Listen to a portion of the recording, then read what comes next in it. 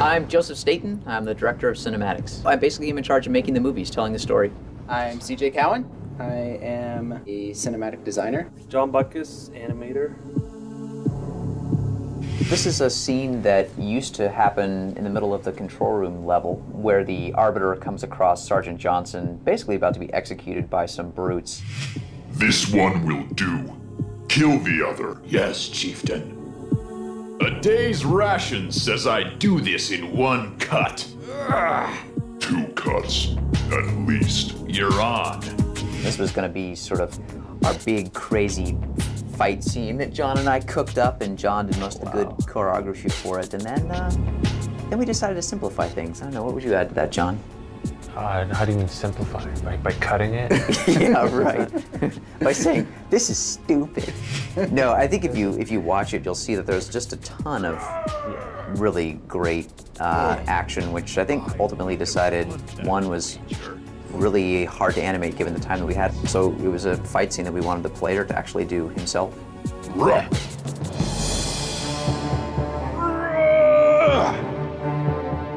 I always wanted to have some big rumble between the Arbiter and a bunch of the brutes. You don't really ever see these guys go at it unarmed, and this would be the one great situation where you see, look at that, whoop, ah! Look at that choreography, oh, in the face.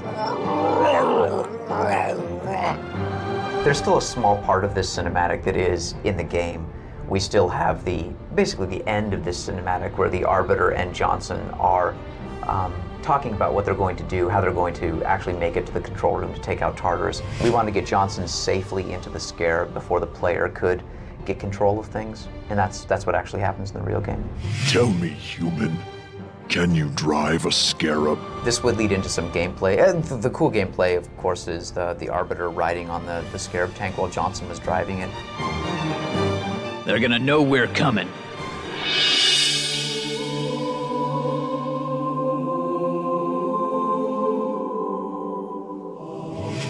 This is the scene that used to be called the mural scene, and you're about to see why. This is our big chance in the middle of the game to give the player a really clear understanding of the Covenant religion, explain how it's actually set up, what they believe in, and why. I think the original Videomatic that we're looking at, it probably gave the player too much information. I think we were trying to sell the Covenant side of the story a little bit too hard. What has happened? The prophets blame us for that braggart Regret's demise, and decided to replace our best warriors with these imbeciles. But I think the cool thing, if you look at the real cinematic in the game, the one that evolved from this, we picked the most important things, which were the changing of the guard, the relationship, the uneasy relationship between the Spec Ops commander and the prophets, and then the sort of conniving way that the Prophet of Truth gets the player, the Arbiter, excited about going and completing his task. Those sort of 3 critical moments are still in the real cinematic, but they're done much more efficiently. This is kind of the very beginning of the realization that the Covenant is starting to fall apart, where the elites are kind of being ushered off to the side by the prophets, and the brutes are kind of coming in, and nobody really knows what's going on. The Spec Ops commander's like, I don't know why we're being kicked out. It was clear the elites could no longer guarantee our safety. But we have always been your protectors. These are trying times for all of us. We have this fantastic story arc that we're trying to get across, and we have all this backstory that we're trying to get across. And there comes a point where we look at the amount of time that we have left to finish this game, and we realize that we're just crazy. We're not going to be able to do all of this. And so we pick our battles with, you know, what we can cut out. And essentially, we're not losing that much by the cinematic that replaces what you see here. How well do you know the Writ of Union? As well as I did the day I swore my oath. Recite the first canto. So full of hate were our eyes that none of us could see. Our war would yield countless dead, but never victory. So let us cast arms aside, and like discard our wrath. Thou in faith will keep us safe whilst we find the path. Hungry for power and dominion, our ancestors met on the field of battle. Indeed, I suspect we would still be at each other's throats had the prophets not found evidence of the Forerunners and their great journey. The murals on the wall, essentially, they walk you through the 7 stages of the formation of the Covenant. From the earliest time when the elites and the prophets were actually mortal enemies and fighting each other, up to the sort of present day where both species, in conjunction with a handful of others, grunts, etc., are actually looking for the halo ring. So as you look at the first mural, you'll see it's a representation of the conflict between the prophets and the elites, and this one shows sort of the elites' function in the Covenant, which is as the enforcers. While some were short-sighted and chose to reject the promise of our union, all were eventually swayed by the knowledge that those who joined the Covenant would be welcome on our great journey. This one here shows what the prophets do, which is essentially search through old Forerunner ruins and find artifacts. And one of the most amazing things they found as they searched was this myth of 7 rings created by the Forerunners scattered throughout the galaxy. And this myth of the rings became the thing which drove the creation of the Covenant, is the foundation of their religion, which is a belief that these rings are sacred objects that will, if activated, make you a god. For an instant, our Lord's most splendid creation revealed its hidden power, a divine wind that would rush through the stars. I think that there's a great push in games these days to throw everything in first person and to essentially remove any letterbox cinematic time. I think a lot of people are moving in that direction. I think our job is to, as efficiently as possible, bracket in letterboxes those critical things the player has to know and tell them in a way that's epic and moving that you just can't always do in first person. But we don't want to keep the player in this little rarefied special world too long. We want to give him some questions, give him some answers, but then send him back out into the sandbox. So this is a great example of a 6-minute thing that we decided, we can really do this in about 4 or 3.5, or maybe even less than that. And let's take that other stuff and let's sprinkle it around in all the different levels. And I think ultimately the player not just appreciates that more, but it makes it a richer game experience.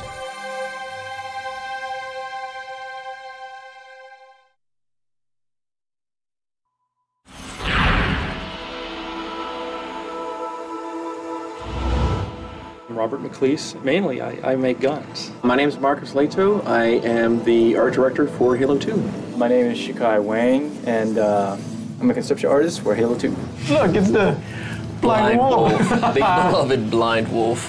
That was back when you could ride it. Yeah, you could actually mount the thing and ride it. AI couldn't handle it on the AI side. Couldn't flock them. Couldn't fit them into gameplay. Oh, it's nothing on our end. No, It's always the programmers. we had it all. Hey, the Drenal. Yeah, hey. That's Drenal was a big deal. Hulk. Giant boss character. And we'd always thought the Covenant kept this thing, all tied up and enraged. Right. And it would bring it out during the frontline battle. It would have been a cool boss character. I think he was just too damn big. Yeah. Good vehicle smasher, it would have been good. Yeah. That was the special purpose sniper guy, right?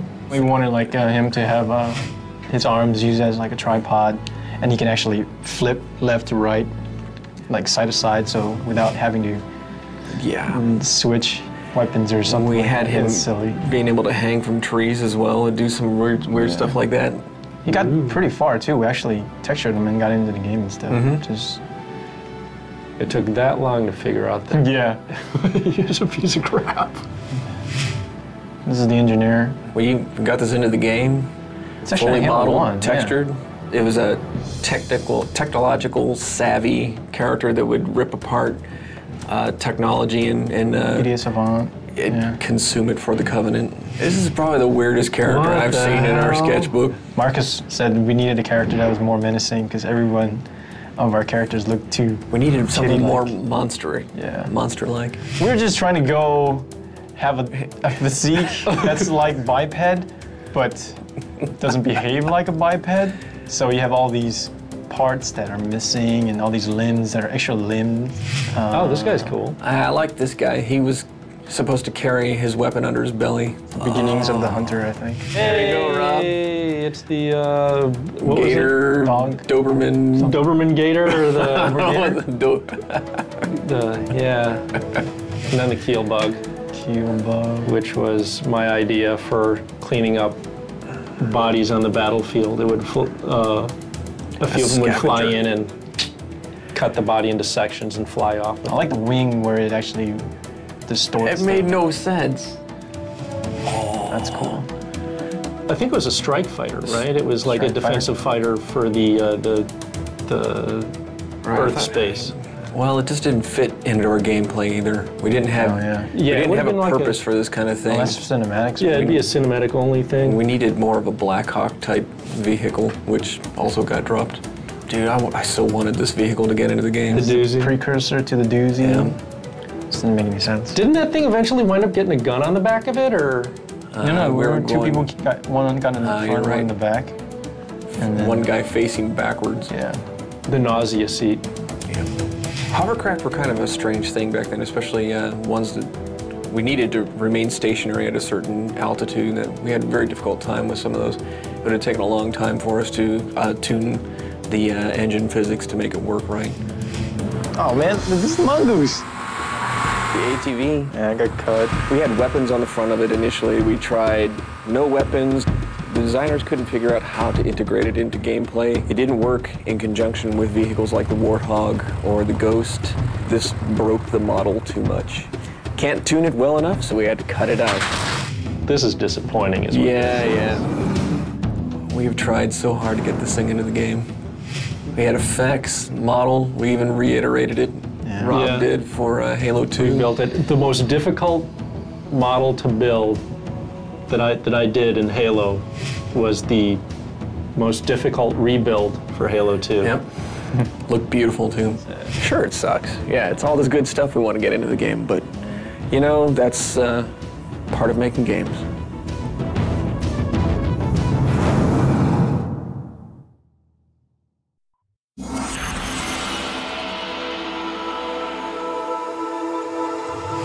Oh my god.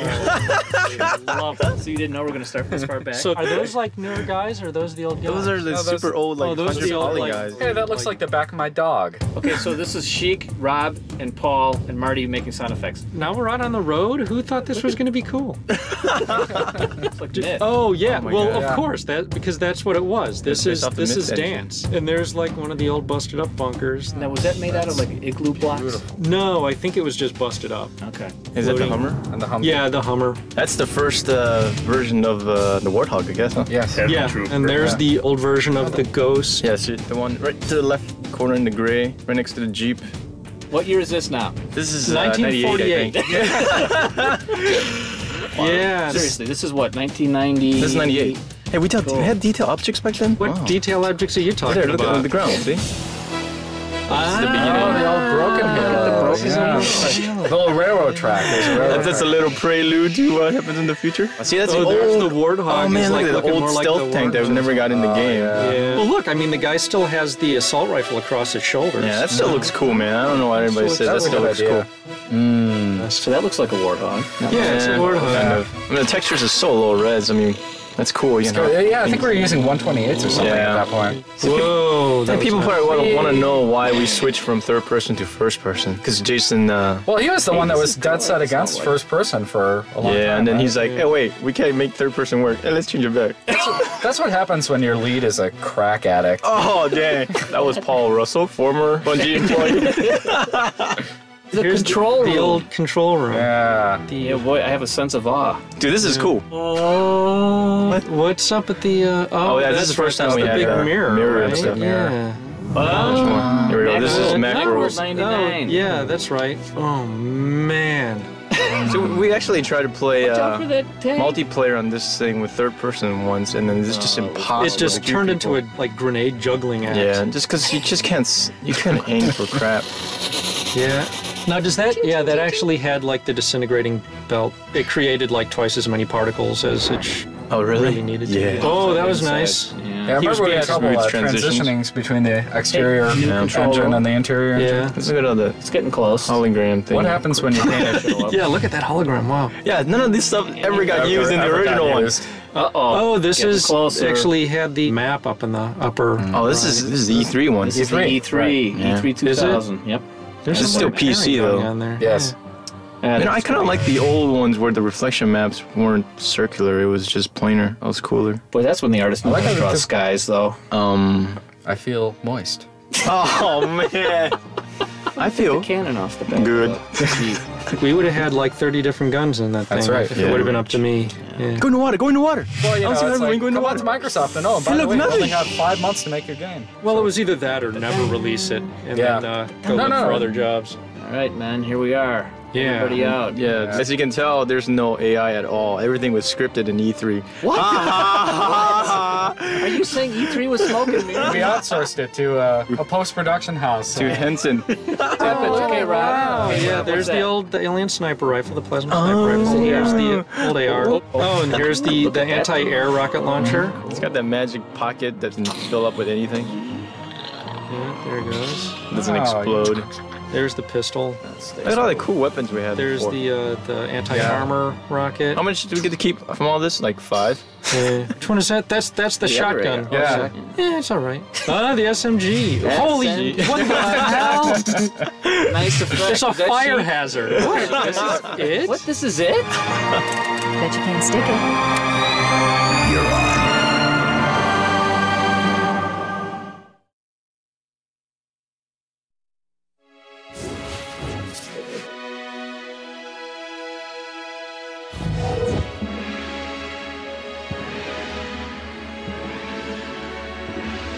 Here is the space station. I think the main gist of what we were trying to achieve with this at the very, very beginning was the idea of this giant perimeter gun that orbits the Earth and is used for satellite defense. One thing I really liked about the space station was how you could actually really have a sense of where you were in the station with all the windows looking out onto the gun, like all these atrium spaces where you've got a lot of sight lines to other parts of the station that you later get to. Unlike the Pillar of Autumn, you really didn't have a sense of how big the structure was. That leads us onto Old Mombasa. We had a lot of destruction present in this to really try to set the mood of the Earth being under attack. It was sort of an inspiration of what would an old ethnic neighborhood look like in the future. So a lot of stuff has been retrofitted with wires, and it was a nice way to transitions into the newer architecture, which you eventually get to after you play through the beach and the tunnels and all that.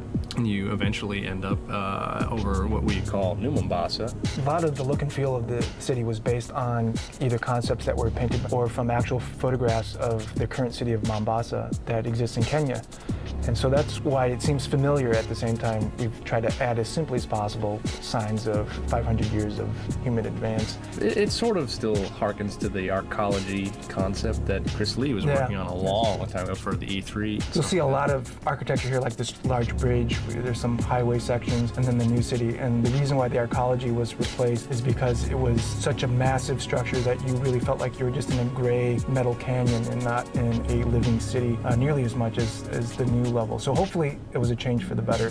Gas Giant. Dave's baby. It's big. Worked on this big for baby. Too long, too many years. It was satisfying to play through it. I played through it today, and I think successfully the production half of it feels like, okay, this is where they're moving these odd canisters full of gas that they're farming. I think there's a good transition from that to the research area where this predates the Halos. The idea for this is where they first sort of came into contact with the flood and had this horrible potential war in front of them or infestation. Okay, here we go. Sentinel Wall. This is where things start to cook up story-wise. This wall was built by the Forerunners to keep the flood quarantined into a specific area on Delta Halo. Even the exterior of the quarantine zone is supposed to reflect the barrenness and the lack of life that the Sentinels have been trying to instill in the area by starving it of light and energy and heat and all sorts of good things, and so that's why it's so cold. And we're now at High Charity. We definitely took a departure from the Covenant stuff that we did in Halo. We're able to squeeze the most out of the Xbox and actually do all the fancy curves and shiny surfaces that we had drawn out. We chose a different palette for colors. Yes, purple. A lot darker. Much darker purple than much darker purple, desaturated. Mauve tones of Halo 1. We pulled off a much better organic feel to everything, which was really kind of neat. And so the lighting is going to be very dark and moody. So now we're looking at the Delta Halo. It's really cool. It has a lot of beautiful water shots. I think some of the really good overgrowth throughout all of it. Yeah, we definitely put a lot more attention onto making Forerunner structures look like they've actually aged. First game, they were pretty spick and span. It's somewhat reminiscent of the first control room in terms of its sort of the ziggurat structure that Chris Barrett did in Halo 1. Wanted to relate to that in the spherical room shape, or the control room shape, but unearthed it a lot more. I think this is really where we hit our stride, because the sheer scope and scale of all these levels, yeah, they're huge. They're huge.